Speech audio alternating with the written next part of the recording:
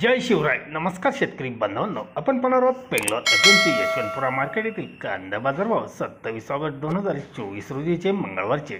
आज यशवंतपुरा बेंगलोरमध्ये कांदा आवक 37,919 पिशवी कांदा आवक आली होती. निवडक एखाद दुसरे वक्कल 46 ते 47 रुपये प्रति किलोपर्यंत एखाद दुसरे वक्कल विकले गेले.